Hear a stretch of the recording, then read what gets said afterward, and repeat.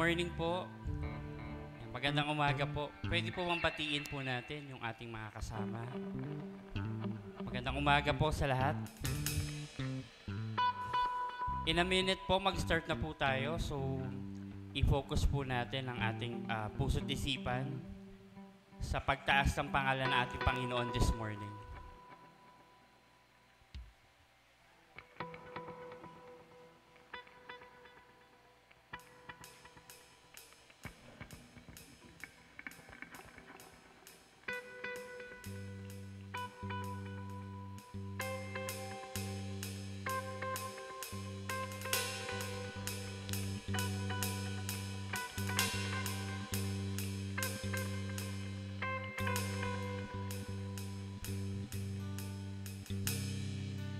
Magandang umaga po muli. Mga kapatid, it's good to see you back.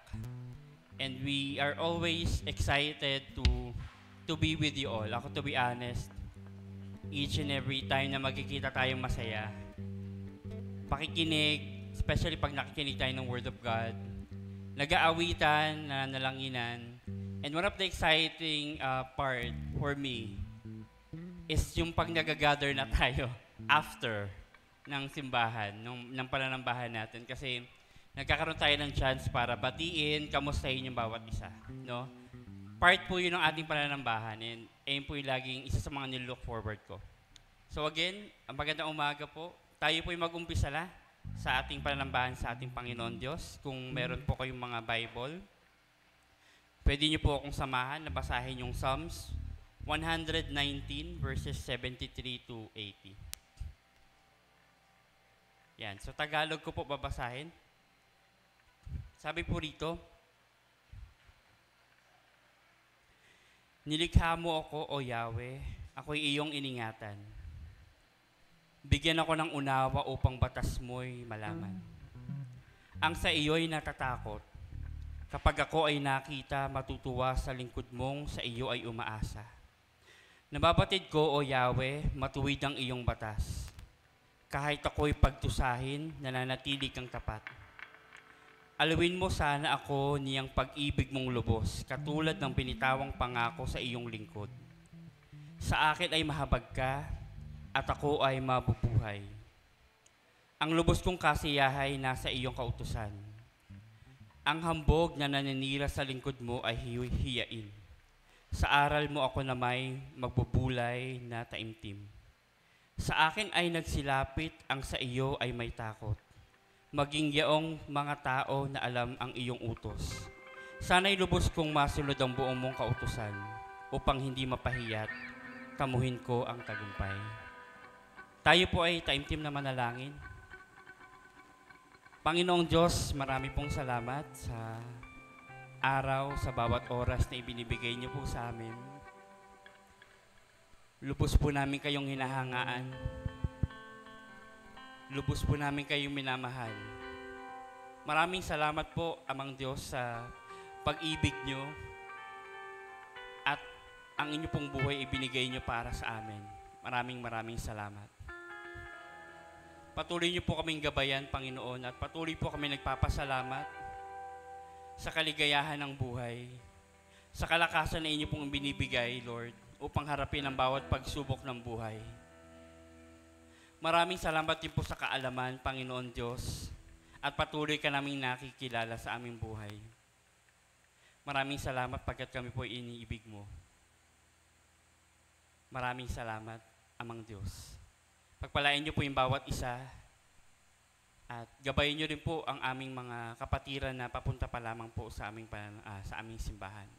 Gabayin niyo rin po, Panginoon Diyos, ang liderato ng aming simbahan, ang aming po mga pastors, Panginoon, pastors and leaders, Lord, na patuloy niyo pong ginagamit para sa ikalalawak ng inyong pong kaharian. Muli po, Panginoon Diyos, tinataas po namin kay Lord sa aming mga buhay. At paumanhin po, Panginoon Diyos, sa mga pagkukulang at aming pagkakasala. Muli po, ito pong aming panalangin sa pangalan ni Jesus. Amen. So sabihin nga po natin na ang ating pong Diyos ay buhay. Yan. Tayo po'y tumayo at samahan niyo po kami na awitan ng ating Panginoon.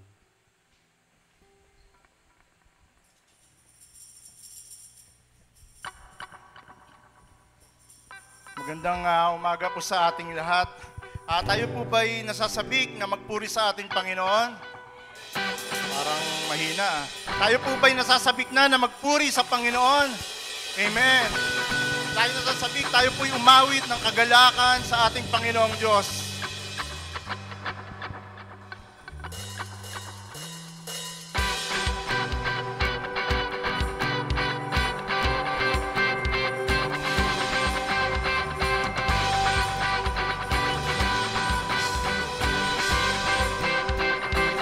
The Lord, thanks to the Lord, our God and King.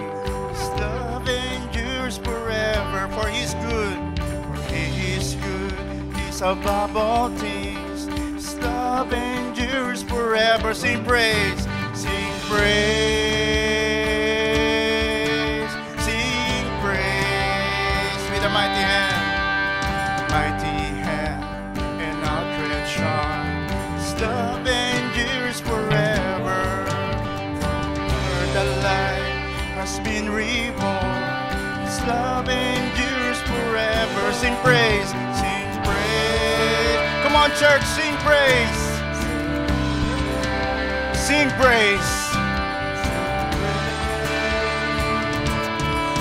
Sing praise. Come on, forever. Forever, God is faithful. Forever, forever, God is strong. Forever, God is with us. Forever, forever, forever, God is faithful. Forever, God is strong. Forever, God is with us. Forever, forever, and ever. Patuloy po tayong umawit ng ating papuri sa ating Panginoon. Ibigay natin sa Kanya lahat ng papuri at pasasalamat. From the rising sun to the setting sun, His love endures forever. By the grace of God has been reborn. His love endures forever. Sing praise, sing praise. Come on, church, sing praise. Sing praise. Sing praise forever. Forever, God is faithful. Forever, God is strong. Forever, God is with us. Forever. Forever, God is faithful. Forever, God is strong. Forever, God is with us. Forever.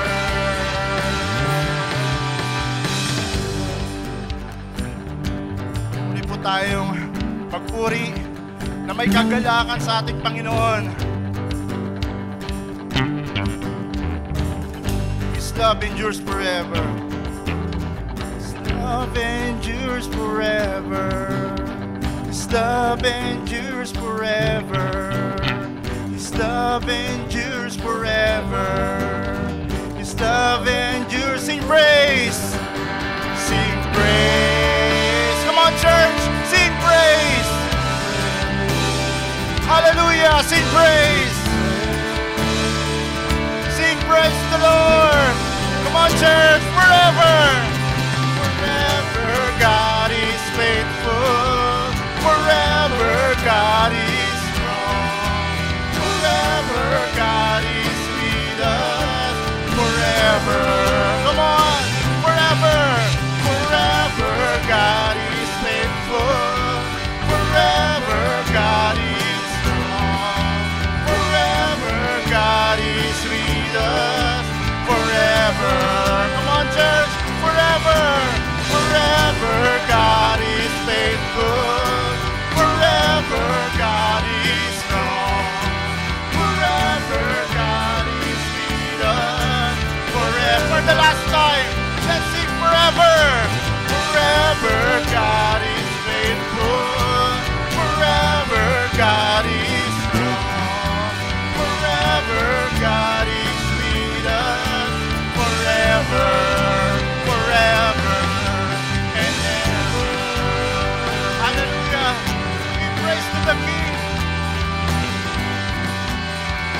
kanya lahat ng papuri, pasasalamat, pagsamba sa ating Panginoong Diyos at tunay na hari ng ating Panginoong Jesucristo.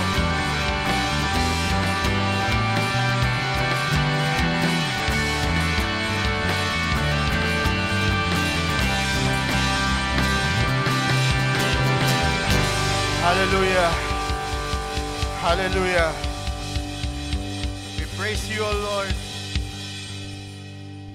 Tunay pong kayo po ay tapat sa bawat isa po sa amin. Sa lahat ng aming pinagdadaanan, sa lahat ng aming linalakaran. Tunay, Panginoon, na kayo po ay tapat para sa amin. Tunay po kayong hindi nagkulang. Hindi niyo po kami iniwan sa tuwing kami nadadapa. Sa tuwing kami nakakaranas ng mga bagay na hindi namin maunawaan. Naririyan po kayo, Panginoon, sa aming tabi.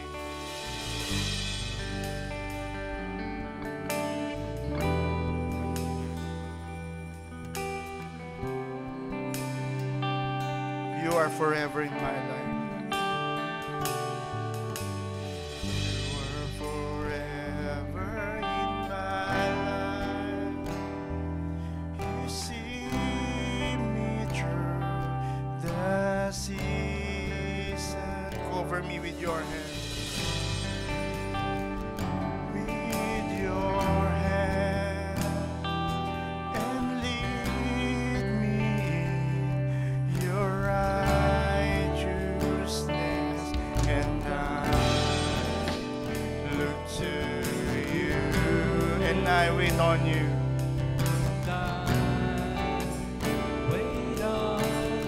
I sing to you, Lord.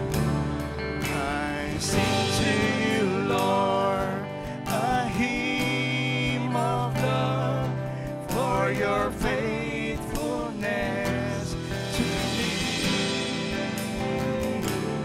I'm carried in everlasting arms.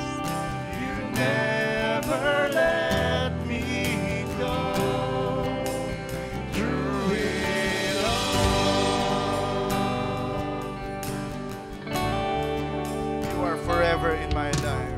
You are forever in my life. You see me through the season. Cover me with your hand. And lead me in your righteousness. And I look to you. And I wait on you. I sing to you, Lord. I sing to you, Lord, a hymn of love for your faithfulness to me. I'm carried in everlasting arms. You never let me go. I sing to you, Lord. I sing to you, Lord, a hymn of love for your faithfulness to me. I'm carried in everlasting arms. You never let me go. Through it all. Salamat, O Diyos.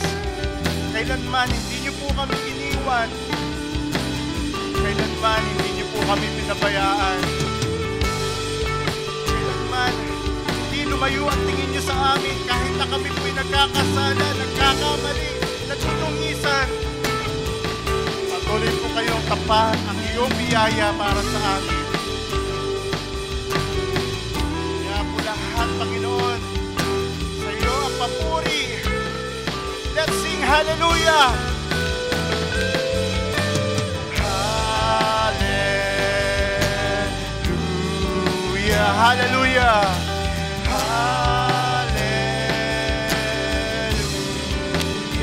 Hallelujah! Hallelujah!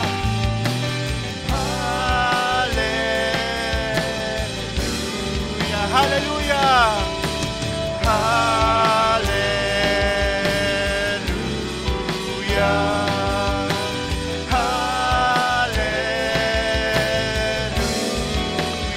Hallelujah!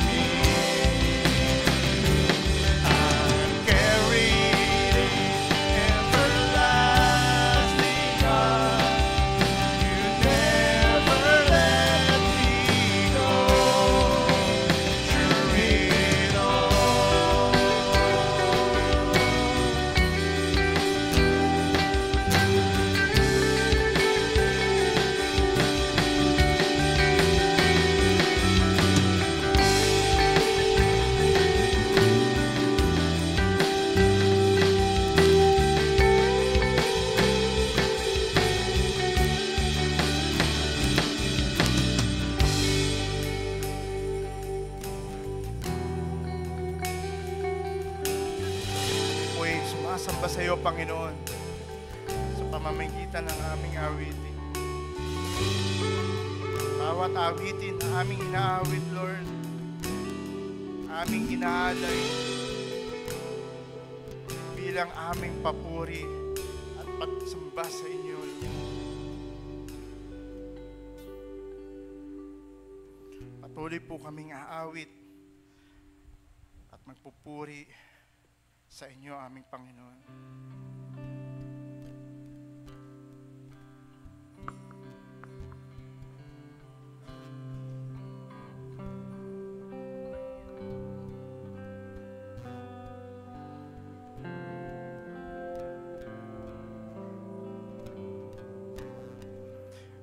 Great the chasm and lay between us. How high the mountain I could not climb. In desperation, I turned to heaven, spoke your name into the night. And through the darkness, your loving kindness tore through the shadow of my soul. The work is finished, it is written, Jesus Christ, my living hope.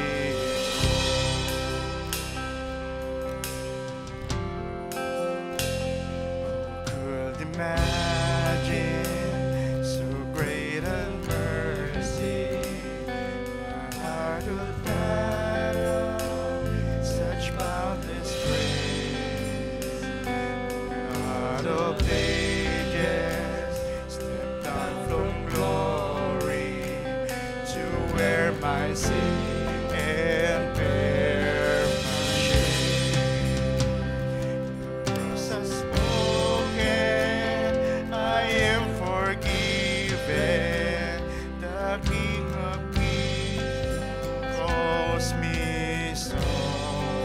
wonderful Savior. I'm yours forever. Jesus Christ, my living hope. Hallelujah. Praise the one who set me free. Hallelujah. Death has lost its grip on me. You have conquered every chain. There's salvation in your name. Jesus Christ, my living hope. Let's sing hallelujah. Hallelujah. Praise the one who set me free. Hallelujah. Death has lost its grip on me. You have broken every chain. There's salvation in your name. Jesus Christ, my living hope.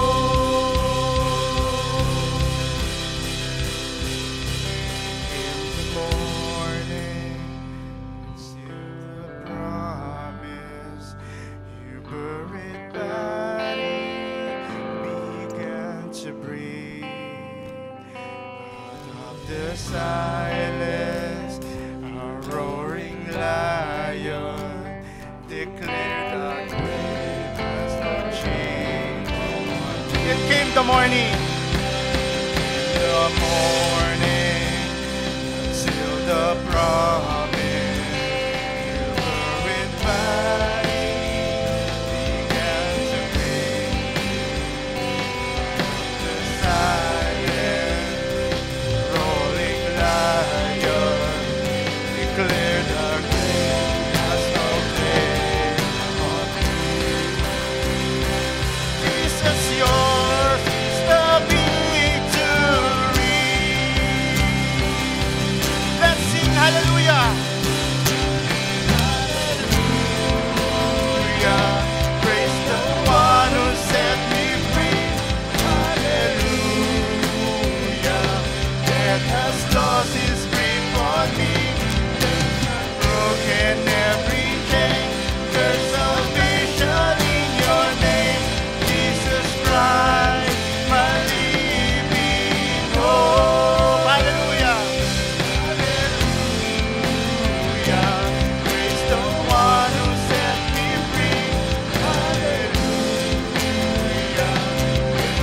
All its grip on me. You have broken every chain.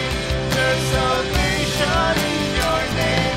Jesus Christ, my living hope. Come on, church. Let's sing hallelujah. Praise the one who set me free. Hallelujah. Death has lost its grip on me.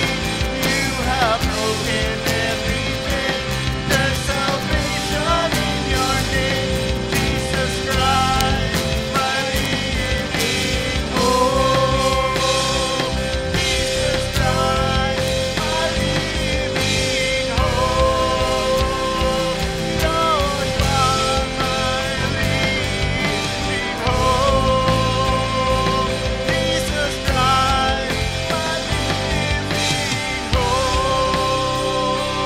Oh God, my living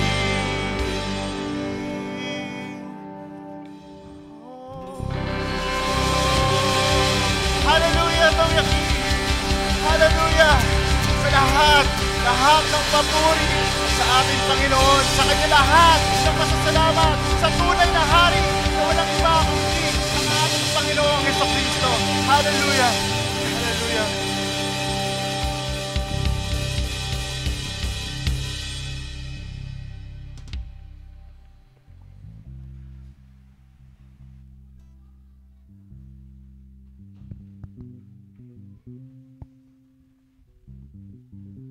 Tayo po'y manalangin. Ama naming Diyos, patuloy po ang aming pagdakila sa iyo. Pagkilala sa iyong walang hanggang pag-ibig sa amin. Panginoon, maraming salamat po maging sa pagkakataon pinagkalobo sa amin na mag-gather mo kami ngayong umaga at magkasama-sama upang makipagniig sa iyo at maging sa bawat isa isang pribilehyo, Panginoon, sa kalagitnaan ng takbo ng mundong ito. Maraming salamat po, Panginoon, sa mga pangungusap mo po sa amin, maging sa mga awitin, papuri at mga salita mo na nabigkas na. Patuloy din po namin tinataas sa iyo, Ama, ang kabuuan ng sambahang ito. Naway mabuhusan mo po ng iyong buong kapangyarihan at anointing ng iyong banal na Espiritu ang magdadala ng kabuuan ng salita mo para sa amin ngayong umaga. Maging ang mga susunod pang pagpupurit, pag-aawitan at pagsamba. Maraming salamat po, Panginoon. Kasama nito, Panginoon, tinataas namin sa iyo kabuuan ng mga tagapanguna ng aming simbahan. Nawa ay patuloy mo pong matulungan ang bawat isa na higit pang lumalim ang pagkakakilala sa iyo, pakikipag-ugnayan sa iyo upang maipamuhay ng husto, Lord God, yung karanasan nila sa iyo. At tunay na maging gabay sila at daluyan ng iyong pagpapala para sa kabuuan ng iyong simbahan dito sa BCFC. Tinitingnan din po namin, Panginoon, ang pangkalahatang pamunuan sa politika, sa military, sa negosyo, sa kultura, sa lahat ng aspeto ng lipunan ng bayan namin, Panginoon. Naturing ang the only Christian country dito sa bayan namin, sa Asia. Subalit, hungkag sa tunay na kakristyanuhan. Still, dalangin namin, Panginoon, na makilusan mo po, lalong-lalo na ang mangilan-ngilan sa iyong mga anak na nakapaloob na sa sistemang ito upang sana'y higit na magningning ang kanilang tanglaw at tunay na maging asin maging sa ginagalawan nilang lugar dito sa sistemang ito. Without them, Lord, without your true effect upon the leadership of this nation, hindi kami mapapabuti. Higit namin tinitingnan at itinataas sa iyo ang pamunuan ng tunay na simbahan mo dito sa bayan namin upang manguna silang idambana ka sa kanilang mga puso, sa kanilang mga buhay at maging sa mga taong kanilang pinamumunuan upang higit na maitaas ang bandila mo, Panginoon, sa aming kalagitnaan. Tinitignan din po namin, Panginoon, ang kabuuan ng pandaigdigang lipunan sa larangan ng military, ng politika, ng komersyo, ng kultura, lahat ng bahagi ng lipunan sa daigdig nito, Panginoon.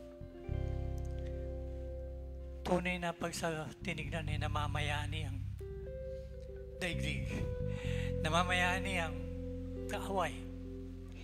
Subalit, Panginoon, alam namin, walang makakagupo sa anumang iyong balakin at itinakda ng tadhana para sa kabuuan. Still, Panginoon, dalangin po namin na matulungan mo po kami.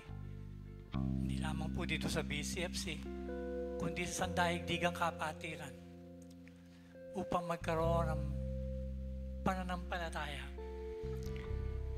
na ikaw po ang may soberanya sa kabuuan ng daigdig na to. At tanging ikaw at ang iyong mga plano ang siyang masusunod at magtatagumpay. Lord, bigyang habag mo po nawa, Ama, ang mga maghihirap, nagkakaroon ng di matingkalang hilahil sa puso sa kabuuan ng sandaigdigan to. Lalo't karamihan ay hindi pa talaga nakakakilala sa iyo. Dalangin namin, Lord God, na maliwanagan man lang ang mga puso nila sa katotohanan mo at nawa ay matulungan silang maibsan ang mga dalahing nagpapabigat sa kanilang mga buhay. Lord, maraming salamat po. At muli, dalangin namin na maihanda mo ng gusto ang puso ng bawat isa sa amin upang makanig at madinig ang iyong tinig. Maraming salamat po, Panginoon. Sa ngalan ni Jesus, aming panalangin. Siya ay nawa.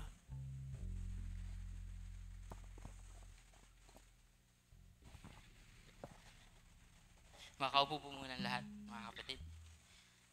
Magandang umaga po sa inyong lahat. Good morning. Isang mainit pa rin na panahon. Ngunit patuloy din nating damhin ang init ng presensya ng Panginoon, maging ang kanyang mga salita sa isang nagbabagang balita and nagbabagang mensahe din, ano? Hindi dahil sa akin, kundi dahil ito ay katotohanan ng Panginoong Diyos at minsan din yung mismong tema natin ay talagang mainit siya, ano? Forgiveness. Papatuloy tayo sa ating tema ng forgiving like the King. Na napakahalaga po. Again, ano, I could never overstate, no, yung kahalagahan ng pagpapatawad, hindi lang dahil sa mahalaga siya, kundi mismong sa loob ng komunidad ni Kristo, no? Sa mga komunidad, sa mga simbahan, na kung saan mas malinaw dapat ang paghahari ng Panginoon. Forgiveness is a bit challenging, ano? Partly because we are human beings na nagsistruggle sa pagpapatawad, but also partly because hindi natin nakikita talaga yung totoong kahalagahan nito at yung demand ng Panginoon for us to do that. And also, ano talaga siya? Ano, what is forgiveness? And that's why we continue to talk about it. In our church, especially this month, I came across sa isang reel, isang video ng prank. Alam niyo naman yung prank, di ba? Minsan, yung mga Pinoy, puro panonood ng prank eh. Nahihilig na nga tayo sa mga prank, kaya yung mga vloggers, ang hilig din mag-prank para makakuha ng maraming views. But this one is a old-fashioned na prank na telepono, or sa cellphone. Mayroong isang prankster ba tawag? Prankster pala, sorry. Mayroong prankster na tumawag sa, meron siyang prank na isang lady from a church, At sinet up, itong lady na to, sinet up ng kanyang kaibigan na hindi taga-simbahan. Pero alam nung kaibigan na yon kung gaano kamahal o kahilig ang lady na ito from the church sa isang bagay na nangyayari sa simbahan. And the conversation goes like this. Medyo shortcut ko na, syempre intro lang naman to. Tinawagan niya ng prankster yung lady at sabi nung prankster, ito ba gamitin na natin yung generic name, ito po ba si Juana? American ito, pero Juana na lang for our context. Ito ba si Juana? Yes, ito si Juana. I'm calling from the church. Tapos nagpakilala yung prankster, sabi nung babae. Wala naman akong kilalang ganyan sa simbahan, sabi nung prankster. Well, ako ngayon yung bagong events coordinator. And tumatawag ako para sabihin sa'yo na yung pancake breakfast fellowship sa before ng Sunday worship ay ika-cancel na natin, tatanggalin na natin. Sabi nung tumawag, di ba, mahal na mahal mo yung activity na yun, sabi nung babae. Oo naman, mahal na mahal ko yun. Bakit mo tatanggalin? Sino may nagbigay sa'yo ng karapatan na tanggalin? No? Hanggang sa yung babaeng ito ay, unfortunately, nagmura at minura-mura yung kausap niya dahil tinanggal yung breakfast, yung pancake breakfast ministry at papalitan na daw ito ng orange juice ministry. Natawa ako at the same time nalungkot na at least dun sa Amerika, I'm not sure how true it is sa atin, na even for such small kung sinasabi, it's not because hindi mahalaga yung fellowship, but because it's just the form, not the function. It's just the structure, not the spirit ng activity. Hindi naman inaalis yung fellowship, kundi it's just the pancake. Sabi ng mga nag-comment dun sa video, I've never seen such an angry woman over a pancake. Or heard. Kasi sa telepono naman ito. So, why am I saying this, mga kapatid? I'm saying this because in our very candid moments, and biglaan na ganon, we can be very unforgiving. And even for, hindi lang candid, even for such small things, we can be very unforgiving. Even as people inside the church. Now, not just in BCFC, but in general. And yung example na to, which is real, totoong prank. Pero nakakalungkot because it reflects how people inside the church goes to Sunday every morning, loves to fellowship with people, but can be very unforgiving. So today, I would like to talk about the biblical forgiveness that we need. Because sa mundo, people also talk about forgiveness. And there can be a lot of versions kung ano yung pagpapatawad. Or sa title ng YMAX Retreat Pasaylo, which is Bisaya word for pagpapatawad. Maraming version ng pagpapatawad sa mundo. Pero ano po ba yung version na sinasabi nating like the King or forgiveness na itinuturo sa Biblia na dapat gawin natin? And again, sabi nga sa Colossians, forgive one another or bear with one another and forgive each other the way God or our Father in heaven has forgiven us. So it's really a command for all of us to do, no matter how daunting or challenging or difficult it is to forgive. Siguro last time, pinag-usapan natin yung why do we forgive. At sinabi natin na mahalaga dahil nandun siya sa mahalagang prayer. Mahalaga dahil yun ang hinighlight na gagawin natin towards other people. And mahalaga dahil there's a certain reciprocity na sinet ang Panginoong Diyos na kung ikaw ay pinatawad, ay dapat mamumuhay ka rin sa pagpapatawad. Yung tema na yan will run through sa umagang ito, pero today we will talk about what. Last time is why, today is what. Ano ba itsura nun? And of course, we can do a topical sermon. Mag-collect tayo ng mga passages about forgiveness to know what it looks like. But I will prefer an expository preaching about a narrative or a parable na sinabi ni Jesu Cristo sa Matthew chapter 18. And rightly so, dahil ang preaching ko last time is Matthew rin, chapter 6. At ang sinabi dun sa prayer, forgive us our sins as we forgive those who sins against us. And wala masyadong paliwanag yun maliban sa comment sa dulo. No, na kapag hindi ka nagpatawad, hindi ka rin papatawarin. Pagdating dito sa chapter 18, in-expound itong konsepto na ito ng reciprocity. But it has multi-facets. Marami siyang aspect na mas maintindihan natin. Ano ba talaga yung pagpapatawad na nais nating gawin, nais ng Panginoon na gawin natin. Inayahan ko na po kayong tumayo. Basahin po natin. Let us read together. Matthew chapter 18. Ito sa Matthew chapter 18, ito na yung panglimang section ng teachings ni Jesus Christ. The first one being the Sermon on the Mount, and then there's another one. There are 4 sections, major chunks of teachings ni Jesus Christ sa Matthew. Actually, hindi pala.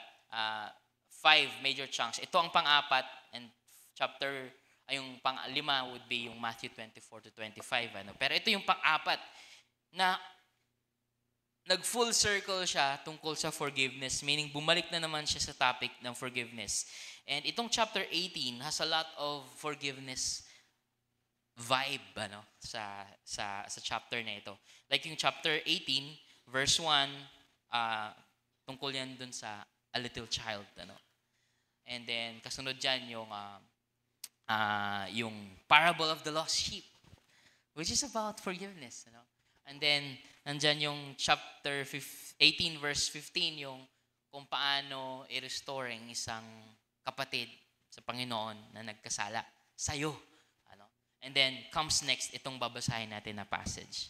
We will be reading Matthew chapter 18 verses 21 to 35.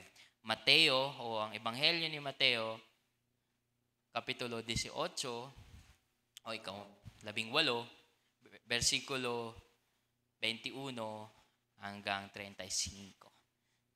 Espanyol. Matthew 18, 21 to 35. And I will be reading, I have my NIV open here, but I will be reading from the New American Standard Bible dahil mas word for word po ang pagkakatranslate nito. Basahin ko po, Matthew. Sundan nyo lamang po ako kung ano pong version na meron kayo. Sabi sa verse 21, Then Peter came and said to him, matapos nga itong sabi ni Jesus, itong gawin niyo pag may nagkasala sa inyo. Naisip ni Pedro, itong gagawin pag may nagkasala. Paano pag inulit niya yung kasalanan? So ito na yung tanong ni Pedro. Then Peter came and said to him, Lord, how often shall my brother sin against me and I forgive him? Kailan paulit-ulit mangyayari yung transaction niyan? Magkakasala siya, papatawarin ko siya. Magkasala siya, patawarin ko siya. And sabi ni Peter, up to 7 times ba? And then Jesus said to him, I do not say to you up to 7 times, but up to 70 times 7. 70 times 7.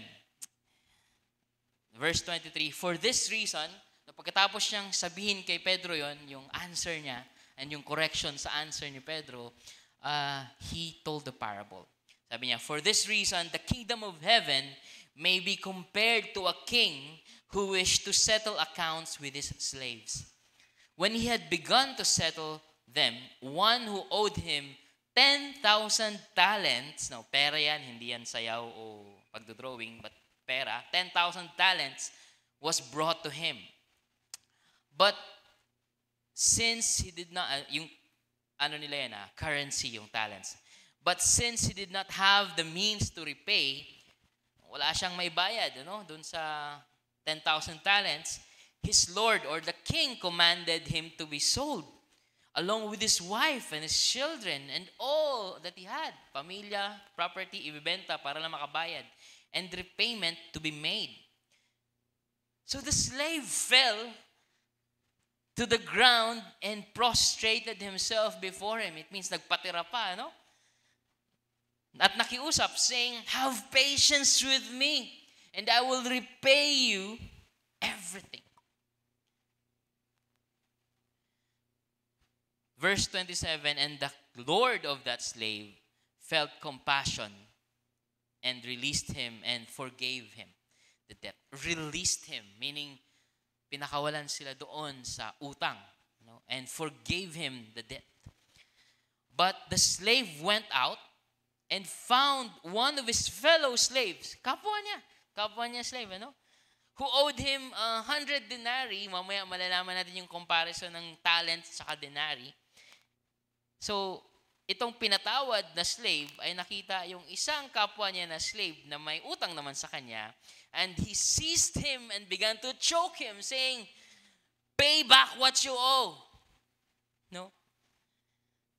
So his fellow slave fell to the ground and began to plead with him, saying, "Have patience with me and I will repay you." Kagaya ng ginawa niya doon sa kanyang master nung siya ay hindi makapagbayad. But, verse 30, he was unwilling and went and threw him in prison. No, hindi ni-release, kinulong. Threw him in prison until he should pay back what he was owed. So, when his fellow slaves, my audience, his fellow slaves saw what had happened, they were deeply grieved and came and reported to their Lord all that had happened na nakita nila. Then, summoning him, his Lord said to him, "You wicked slave, I forgave you all that debt because you pleaded with me. Should you not also have had mercy on your fellow slave in the same way that I had mercy on you, forgiving like the king, in the same way that I had mercy on you?" And his Lord, moved with anger, handed him over to the torturers until he should repay all that has owed him. Then, just like yung dulo ng komento ng the Lord's Prayer, may comment ulit dito ang Panginoong Jesus. At ang sabi niya, verse 35, "My heavenly Father will also do the same to you if each of you does not forgive his brother from your heart." Makakapo na po tayo, mga kapatid. It is like an exposition doon sa parte ng prayer about forgiveness. And this story is parang yung, alam niyo po yung kwento ng prophet kay David about yung pag-agaw ni David sa wife. Yung sabi ni David, dapat, ganito, Tapos sabi ng prophet sa dulo, ikaw yun. So this is, yung effect ng story na to, is parang sa dulo sinasabi ni Jesus, kayo to. Pag hindi kayo nagpatawad, kayo to. Kayo tong slave na to, na pinatawad ko, pero hindi nagpatawad. So ito yung sinasabi ni Jesus Christ. So this is a story again about yung command natin to forgive. And yet, dito may ilang mga ideas, forms of how we can understand forgiveness. What is biblical forgiveness? Yung ginamit dito na term to forgive, dito sa translation or sa story na napakinggan natin, yung pagpapatawad, yung word na forgiveness, yung ginamit dyan na Greek word is aphiemi. Aphiemi, which is nanggaling siya sa root word na apo, at it has the connotation of sending away, leave alone, or to permit or to release. Sige, mabuhay ka hanggang gusto mo. Parang gano'n. Pinapatawad na kita, I am now releasing you of all your utang. That's the literal translation ng forgiveness na meron dito. Nagkasala ka sa akin, nagkautang ka sa akin, may ginawa kang mali, I am now releasing you of that. Pinapatawad na kita. That's, kung literal lang naman, that's the picture here. And that's true. Kanina sabi ni Cara, nung merong kinakanta si mami niya na, minsan lang kita iibigin, minsan lang kita mamahalin. Sabi ni Cara, ano ibig sabihin doon? Naintindihan ko yung minsan, yung mamahalin, pero hindi niya naintindihan yung buong sentence. Sabi ni Cara, I understand all the words, but I don't understand the sentence. Now, sometimes, it is not enough to just understand yung literal na definition ng isang word to understand. Just like yung forgiveness, we have to understand the whole context. So, bakit mahalaga o ano itsura ng forgiveness dito sa kwentong ito? Yes, meron doon sending away, letting go, may release. But how much? And how long? And sabi nga ni Pedro, 7 times ba? 7 times ko bang papatawarin ang aking kapatid na nagkasala sa akin? Well, yan ang tanong ni Pedro, pero ang sagot sa kanya ni Jesus, 70 times 7. Ano? Well, nandun agad yung impression na sa Bible, or at least sa biblical stories, and sa kultura ng mga Hudyo, 7 is a perfect number. Ano? Hindi na-assign natin siya si God mismo, no? The 7 days of creation, ano? And mga patterns and rituals and rhythms sa buhay ng mga Israelites na may 7. Ano? And Jesus Christ rose on the 7th day of the week. Ano? So it's really important. Ano? So 7. So si Pedro is actually referring to that. Ano? So how many times? 7 nga ba? So ang tanong talaga dito is how or what is or how does forgiveness look like? And my first point would be forgiveness should be infinite. Infinite, meaning kahit gaano kalaki o kaliit o kalaki ang utang, hindi ito kayang pigilan ang pagpapatawad. Hindi kayang pigilan yung pagpapatawad. Actually, contrary to sa palagi nating pag-antagonize kay Pedro, maganda yung intention ni Pedro sa tanong niya. Ano, even if his question is a representative of all the questions ng mga disciples about gusto lang nila makasiguro kung hanggang kailan ba talaga. But actually, in the rabbinic literature or sa kultura ng mga Hudyo na nagtuturo, ang pinaka-ideal na pagpapatawad is actually 3 times. Enough na yun. Wala yun necessarily sa Biblia, kundi sa extra-biblical na teaching ng mga tagapagturo ng relihiyon ng mga Hudyo. There are literature that affirms na 3 times is enough. That's a good number to forgive a person who has wronged you. Kaya si Pedro is actually a good question, ano? At sabi niya, ilang beses po ba dapat magpapatawad? At ang popular is 3. Sabi ni Pedro, 7 beses po ba? So, Peter is actually, kumbaga, nag-extra mile siya. No? It was a good intended question and answer ni Pedro. It is being extra forgiving from the normal 3 to 7, which actually is perfection. More than their standards. Pero, ang sagot ni Jesus is actually saying, huwag ka na magbilang. Stop counting. It makes so much sense to me na hindi magaling sa math. Pag sinabing 70 times 7, tumitigil na ako. Hindi na ako nagbibilang. Parang ganun siya. Siguro sa mga magagaling sa math, questionin niyo pa si Jesus Christ, mabibilang ko pa rin yan. That's not the point. It's 70 times 7. Minultiple pa yung perfect number. It's as good as saying from their context, in their context is, counting is irrelevant. Huwag ka na magbilang. Forgive. Just forgive. Forgive. At ang example niya dito, pagkatapos niya magsabi na walang hangganan ang pagpapatawad, nagbigay siya ng kwento. And the story nga, as we have already read through kanina, about this king na naniningil ng mga may utang sa kanya, at yung isang napakalaking utang sa kanya, malalaman natin kung gaano kalaki, pinatawad niya nung nakiusap.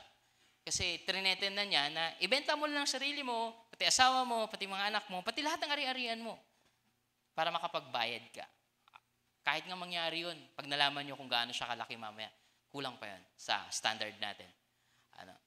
And kaya nga nagpatira pa yung may utang na yon na alipin at sabi niya, patawarin niyo po ako. Palagpasin niyo po ito ngayon at babayaran ko po kayo. Yung ginawa ng Panginoon niya, ng King, ng Lord. Pinatawad siya. Kaso, nung siya naman, ang nautangan, actually, may utang sa kanya yung kapwa niya na 100 denarii, hindi niya pinatawad. Pinakulong niya pa. Mahalaga yung pagpapakulong na yun kasi nga, yung definition ng word na aphiemi is release. So yung ginawa niyang kabaliktaran ng forgiveness. He punished yung hindi makapagbayad sa kanya. Now, to emphasize itong infinite value of forgiveness, kung gaano kalawak, kalalim, ng dapat nakapatawaran na meron tayo sa ating kapwa, sa ating kapatid, let's go to how much is that talent? Gaano ben kalaki o kagastos, ano? 10,000 talents, pag kinonvert mo daw sa silver, ganito, ganyan, hindi ko na sinundan yung formula dahil mahina ako sa math. Basta ang ending daw niyan, kapag multiply mo siya sa ngayon, would be 200 million dollars. At pag kinonvert mo siya sa atin sa Pilipinas, 10,000 talents would be 11.5 billion pesos. Pangpolitiko na numero, no? 11.5 billion pesos. Ang utang. Gaya ng mga parable, hindi naman talaga siya realistic. This is a slave. Papautangin ba siya talaga ng ganong kamahal ang hari? Ano? But this is to emphasize or to illustrate yung walang hanggang pagpapatawad ng hari doon sa may utang. At kung gaano kalaki yung utang niya, it's 11.5 billion pesos. Mas malaki pa sa napapanalunan sa loto. 11.5. Let that sink in. Gaano kalaki yung utang ng slave na yan na pinatawad ng hari. Kaya naman kahit ibenta niya yung sarili niya, ibenta niya yung asawa niya at anak, at ang mga ari-arian niya, hindi kakayanin. I'm saying this because sa panahon nila, slave na siya, di ba? Sa panahon nila, kapag malaya kang tao, tapos hindi ka nakapagbayad ng simpleng, sabihin na natin, 500,000 na utang, pwede nga mangyari sa'yo, ibenta mo lang ang sarili mo at maging alipin ka para mapalaya ka doon sa utang, pero nakulong ka forever as a slave. Now, what if, alipin ka na nga, nagkautang ka pa ng ganitong kalaki, paano mo ba nga naman ipapaalipin pa ang pagiging alipin mo? No? It is redundancy. I'm saying this is that it is impossible for this person to pay his king, his Lord. So, yung 11.5 billion pesos na yan is actually irrelevant kapag nagbilang ka pa. Ang point dyan is, imposible na mapatawad ka pa. Dahil imposible na makapagbayad ka pa. Pero sa haring ito, posible ang pagpapatawad sa kanya. Pero pagdating dito, sa aliping ito, lahat ng imposible naging posible sa hari. Sa kanya, pagdating sa kapwa niya, naging imposible yung pagpapatawad. Magkano ba yung utang? 100 denari. Ano po ba yung denari? Minimum wage ng isang Pinoy. Magkano? 600? 610. Multiply mo by, nagpapalusot lang ako, kayong pinagmamat ko. Ano? 610 times 100 denari. 61,000. Parang 2 o 3 sweldo ng isang tao. 100 days worth of sweldo. Kung meron kang 610 na sweldo kada araw. So, compare mo nga kapatid, yung 61,000 versus 11, sige, ito natin compare mo yung 61,000 sa 100,000. Sa 500,000. Sa 1 million. Sa 5 to 10 million. 100 million versus 610,000. 61,000. Wala? 1 billion. Layo na, no? 11.5 billion. Ang point ng story nito ay hindi para mag-calculate lang talaga. Praise the Lord. Kundi para sabihin, napakalaki at imposible nang ikumpara mo pa yung utang ng isang hindi mapatawad sa utang ng Panginoon niya na utang niya sa Panginoon na pinatawad siya. 11.5 billion versus 61,000 pesos. Ito ang ginawang example ni Jesus sa tanong ni Pedro, how much And how often should we forgive? Sabi ng Panginoon, huwag ka na magbilang. Dahil kung sa totoo lang,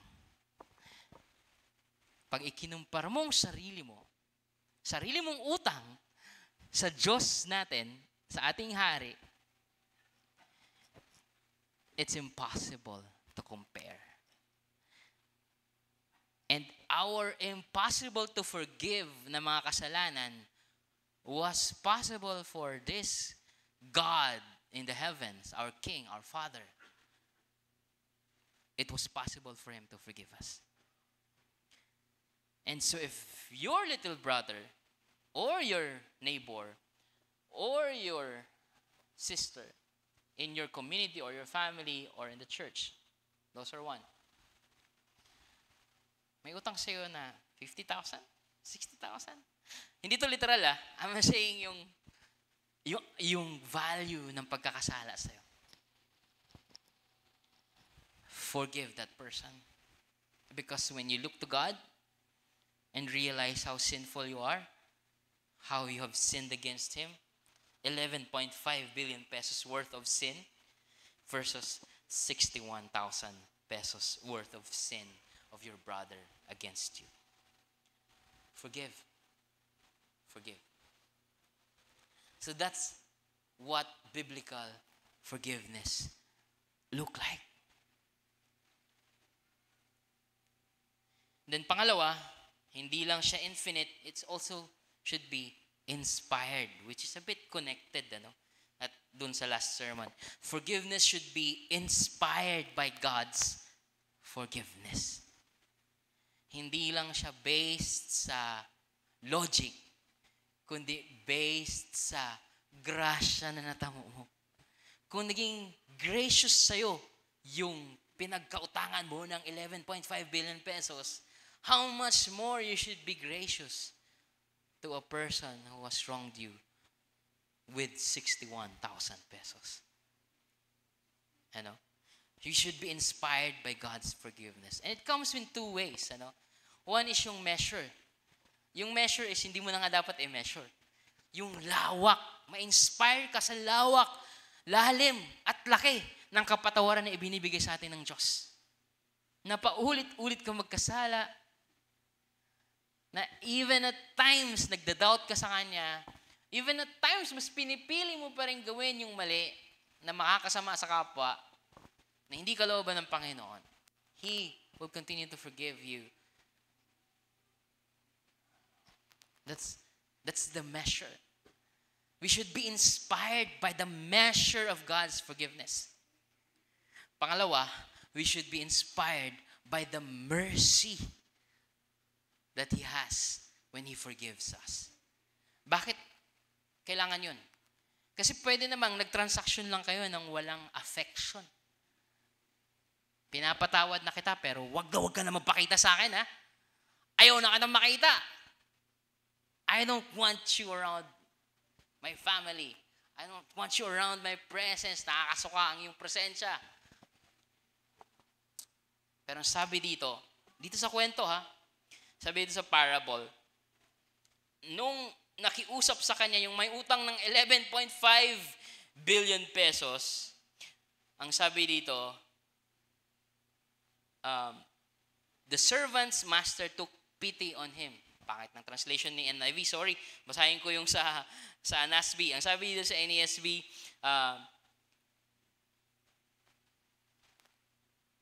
the Lord of that slave felt compassion and released him and forgave him the debt. Sa NIV kasi, took pity and took pity and let him go. Cancel the debt and let him go. Dito is yung inulit yung concept ng releasing. Yung nirelease siya at finforgive siya.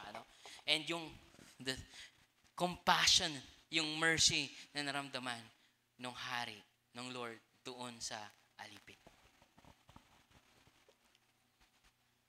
Now, of course, kung mayaman ang tao and someone may utang sa kanya ng ganong kalaki, that person can just forgive.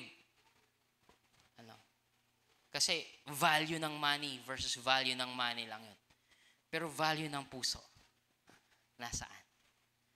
So the inspiration that we should have from God when we forgive others is not just yung measure kung gaano ba siya kalaki, nagkasala sa iyo, gaano kalala, but also kung paano ang nature o ang laman ng puso natin na magpapatawad sa kapwa.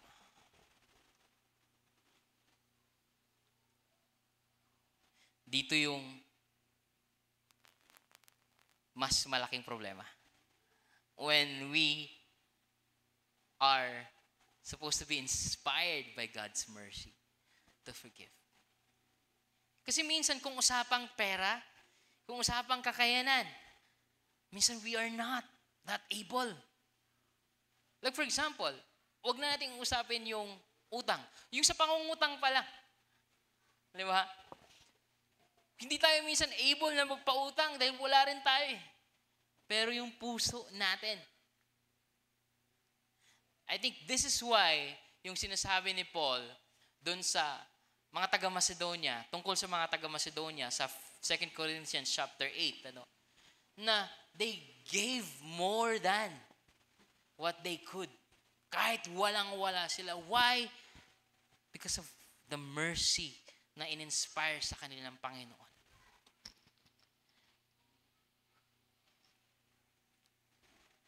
Sometimes, the problem is not really if we are able, but if our heart is in the proper condition of forgiving. So maybe, when we go back to praying about forgiving others na nagkasala sa atin, siguro, isama natin sa panalangin, hindi lang yung Panginoon, sana po ay kayanin ko siyang patawarin, kundi Panginoon, bigyan niyo po ako ng pusong kagaya ninyo na may pagmamahal, habag, grasya na magpatawad doon sa nakasakit sa akin, doon sa nagkautang sa akin, doon sa gumawa sa akin ng kasalanan. Our forgiveness must be inspired by God's forgiveness. Sabi ni R.T. France, it is because there is no limit to God's generosity dahil infinite yung generosity ni God to His undeserving people that they, in their turn, sa kanilang pwesto naman, cannot claim the right to withhold forgiveness from their fellow disciples. Given na mahirap magpatawad, mga kapatid, we're not forcing anyone to forgive right away. Ang tinutumbok palagi dito is yung pusong nagsasara at nagsasabing hindi ko siya papatawarin. We withhold ang forgiveness sa kapwa. So sabi ni R.T. France, we cannot claim the right to withhold forgiveness from their fellow disciples because God Himself was merciful and His forgiveness is immeasurable. And then sabi ni R.T. France, a community of the forgiven must be a forgiving community. I think dapat isa yan sa mga spiritual disciplines natin. Meaning, sa marks of a Christian, dapat meron tayo nito. And let me just zoom out pala itong konteksto ng individual forgiveness natin sa loob ng isang simbahan to the other mga simbahan. Bilang isang officer sa North Manila who is involved sa mga problema ng simbahan ng problema ng ibang mga simbahan. At nababalitaan at inaasikaso namin yung mga simbahan na nagsisplit, mga membrong umaalis, mga pastor na nag-aaway, at mga leaders na hindi nagkakapatawaran. At nagtatayo na lang ng kanilang simbahan. There's a question in my heart na sinabi ko mismo sa mga kapwa ko officers. Paano ako mag-preach ng forgiveness kung dumadating sa ganung punto? I know there are valid reasons kung bakit aalis ang mga membro sa simbahan. There are valid reasons kung bakit nagsisplit ang isang simbahan. Pero valid reasons to be unforgiving sa kapwa nila Kristiyano, kapwa leader, kapwa pastor, kapwa manggagawa sa simbahan for a long time. At walang intention to forgive. Tapos ganito yung forgiveness na itinuturo sa atin sa Biblia. Ang tanong ko, how will you teach forgiveness to your members? This is different from mahirap ka, paano ka magtuturo tungkol sa pera. Dahil hindi naman siya ganun ka-emphasized ang pagiging mayaman sa Biblia.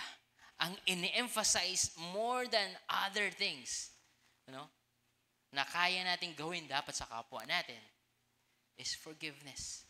Meaning, mahalaga siyang ituro ng mga leaders sa kanyang membro. So if the leaders in among themselves are unforgiving, how can you forgive? I mean, how can you teach forgiveness? At balik tayo sa konteksto nating mga kapwa Kristiyano, kung tayo mismo pinatawad ng Diyos at na-appreciate natin yon. At yun nga yung reason kung bakit nandito tayo dahil pinatawad tayo ng Diyos. What reason is there to say, I will not forgive that person who sinned against me? Mga kapatid, we should be inspired by God's forgiveness. And the last one, which is actually more binding sa lahat ng to, ng definition, is yung sinabi ni Jesus Christ sa dulo, sa verse 35. Sabi niya, my heavenly Father will also do the same to you if each of you does not forgive his brother from the heart. Nandun na yung kanina yung mercy. From the heart. Mula sa puso.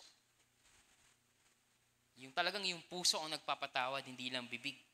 Hindi lang isip.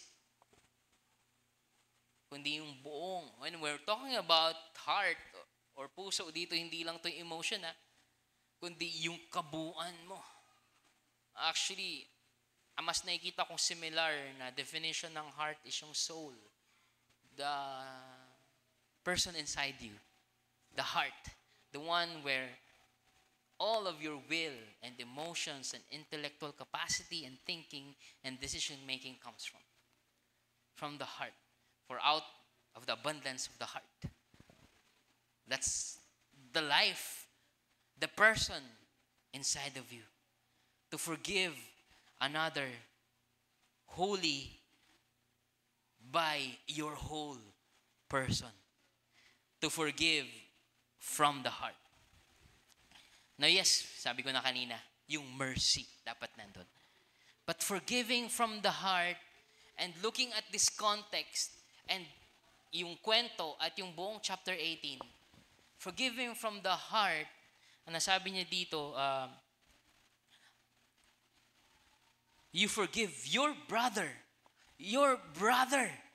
from the heart. This is no longer just releasing.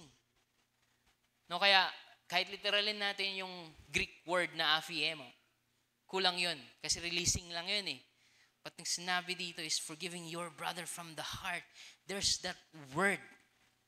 There's that theme na laging nandoon sa dulo ng forgiveness. And it's that restoration. Reconciliation. Pagkakasundo. Pagiging bati. Pagtatapos ng animosity, pagtatapos ng hostility sa kapwa mo na nagkasala sa'yo.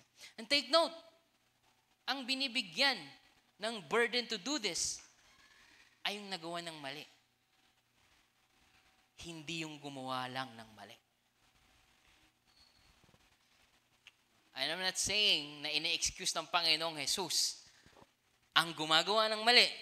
Dahil bago dumating sa kwentong ito, merong verse 15 to 20 tungkol sa kapatid na gumawa ng mali.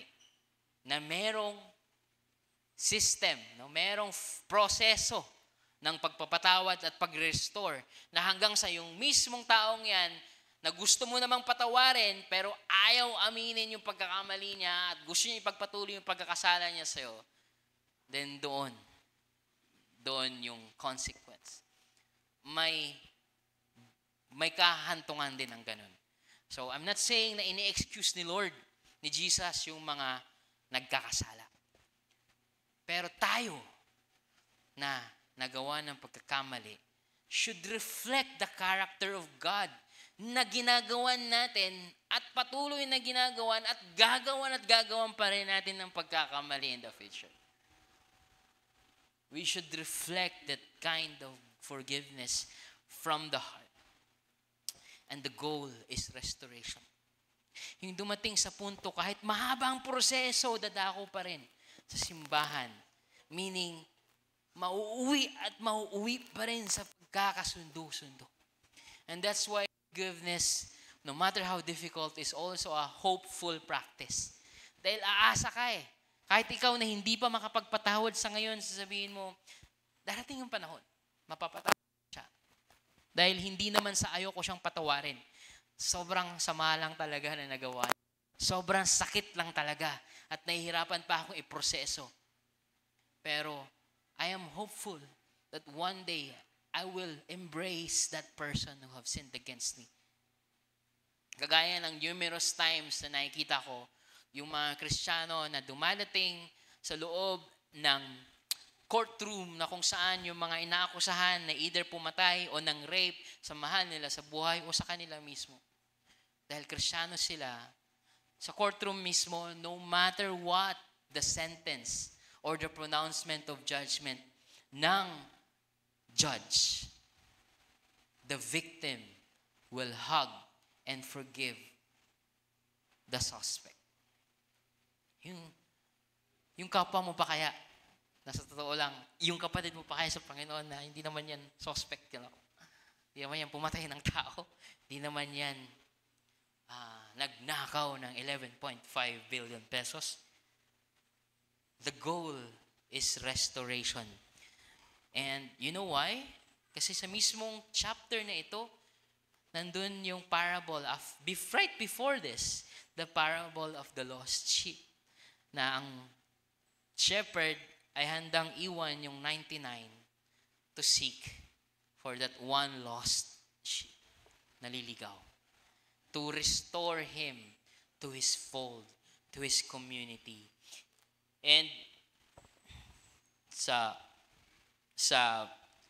isa pang passage right after that is yung restoration ng kapatid na nagkasala. And yung teaching pa sa bungad mismo ng chapter 18 is about sino yung mga tanggap sa sa pakaharian ng Diyos. Who are those who belong to the kingdom of God? Chapter 18 verse 1. At that time the disciples came to Jesus and asked, "Who is the greatest in the kingdom of God?" Sabi ni Jesus, he called a little child and had him stand before them and he said, "I tell you the truth, unless you change and become the little children, you will never enter the kingdom of heaven." Ano bang meron sa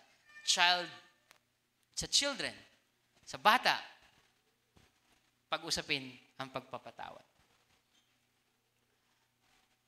I think most of the parents here will agree to me na sa mga panahong bata pa lang sila, kahit anong pagkakamali mo, kahit anong kakulangan natin, at the end of the day, yayakapin ka ng anak mo and it feels like wala ka nagawang pagkakamali. The forgiveness of the innocent children is actually the goal na meron tayo dapat sa pagpapatawad. If we study the context, the forgiveness of a child. Na kapag naranasan mo yun, maiiyak ka na lang eh. Kahit napakalaki ng responsibilidad sa pagiging magulang tapos hindi mo maayos yung pagiging magulang mo sa anak. But at the end of the day, yayakapin ka ng anak mo. At the end of the day, marinig mo, "I forgive you." At the end of the day, kahit may mga pagkakataon na ang mga magulang ay hindi magulang sa behavior nila, that child will say, okay lang, I love you, I forgive you. And the goal is restoration dito sa forgiveness, mga kapatid. Ano itsura ng biblical forgiveness? Ang biblical forgiveness is not just letting go. It's not just releasing. It's actually releasing them of the punishment that you intend to do na deserving nila. But instead of letting them go ng tuluyan, you hold their hand and say, pinapatawad na kita. And stay. Stay. Because you are welcome in my life. The way God welcomed me in His kingdom. It might be hard to forgive you. There will be seasons na mahihirapan akong patawarin ka sa mga kasalanan mo. And there will be moments na magkakasala at magkakasala ka pa rin sa akin. 7 times? 3 times? No, 70 times 7. 11.5 billion. No, 61,000 pesos. I will pray to God to give me the mercy to forgive you. Because He has already given me the mercy that I need to be forgiven with my 11.5 billion pesos na utang sa Kanya. And so, I will try my best even if it's difficult, even if it's hard, even it will make me vulnerable. Nasabihin, mahina yan. Nasabihin, nagawa niya, patawarin, aabusuhin lang siya. Gagawin lang sa kanya ulit yan. Weak. You will forgive. You know what, as I try to reflect sa pagpapatawad na lahat naman tayo nagsistruggle, na-realize ko forgiveness is actually a key aspect of our faith. Mahalagang expression ng ating pananampalataya. Di ba ang ating pananampalataya ay katapatan at pagtitiwala sa Panginoon? Tama? Yung nagiging tapat tayo sa Kanya, nagiging trusting tayo sa Kanya. And forgiveness is like that. You trust the Lord that He forgives you because He forgives you. Totoo yan. And then you also trust the Lord in the process of forgiving other people. Na, Lord, hindi ko alam kung ano mangyayari sa akin kapag pinatawad ko tong taong to. Pero itong iyong kalooban, I am committing myself to you. I trust that you will take care of me as I become vulnerable and weak because I will forgive my brother or my sister. Lord, ikaw na po bahala sa akin. Dahil magiging mahina ako. I will humble myself even if I am the one who has been wronged against. Ako ang nasaktan. Pero ako ang magpapakumbaba. Kahinaan yun sa mata ng mundo, Panginoon. Pero ibinibigay ko ang sarili ko sa iyo. Forgiveness is trusting that the Lord's forgiveness covers all the worst of our sins. And we thank the Lord for that. And then, forgiving others is trusting that the Lord will take care of us as we offer our own forgiveness, as we open ourselves towards vulnerability and weakness, and probably more pain and more difficulties and brokenness, so that we can forgive our brothers and our sisters, which is also a way to thank God.